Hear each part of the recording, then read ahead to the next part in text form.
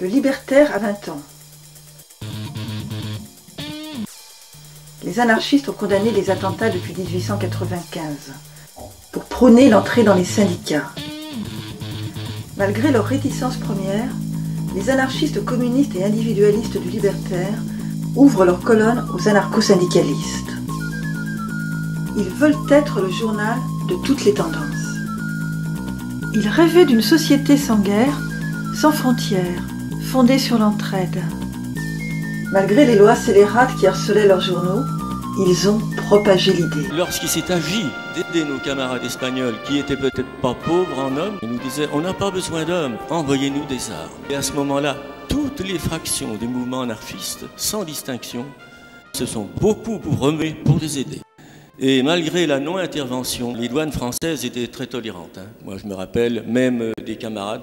C'est pour ça que parfois, quand on fait des discours pacifistes, il faut faire attention à ce qu'on dit. Même des camarades comme Odéon et Lecoing, qui avaient été un couple de pacifistes pendant longtemps très unis, eh bien, ils ont travaillé eux-mêmes à la collection d'armes et au passage clandestin des armes en Espagne, etc., etc. Il y a plus de monde à l'enterrement de Dorothée, pas plus, mais au moins autant qu'à l'enterrement de Lénine, parce que dans tout le monde latin, c'est une image exemplaire, vous voyez. Puis bon, j'ai milité tout de suite, je suis entré en 46, 47, je me rappelle, je me souviens jamais, à la Fédération anarchiste. Et puis j'y suis toujours. On doit avoir notre truc, c'est le recteur de Paris, je crois. Le recteur de Paris, oui, c'est ça. On allait vendre le monde libertaire, le libertaire à l'époque, à Saint-Denis, au marché de Saint-Denis, on en vendait pas mal, c'est du monde. On était accrochés par les communistes, on était accrochés par le RPR à l'époque. Vous vous souvenez de séances à la Bourse du Travail? J'ai pris la parole ici. Non, il y avait Krasuki justement. C'était archi plein, bien sûr. Ouais.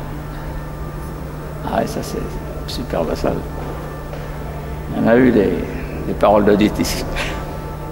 Il a été en contact régulièrement avec le mouvement libertaire. Il a écrit des articles dans le monde libertaire. Il a aussi écrit des articles pour le mouvement espagnol en exil.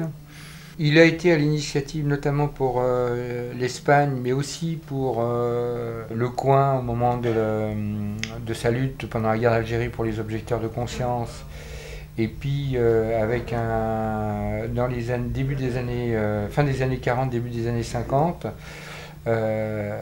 alors qu'en fait il s'était plus ou moins fâché avec les surréalistes et notamment Breton sur l'histoire de l'homme révolté.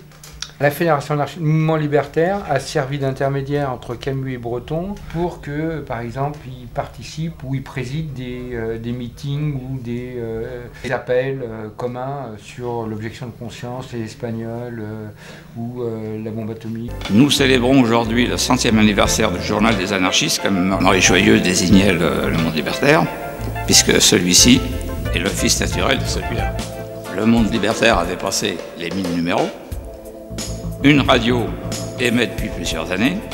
Nous avons quitté le local de la rue Ternaux, pas très confortable, pour celui de la rue Amelot.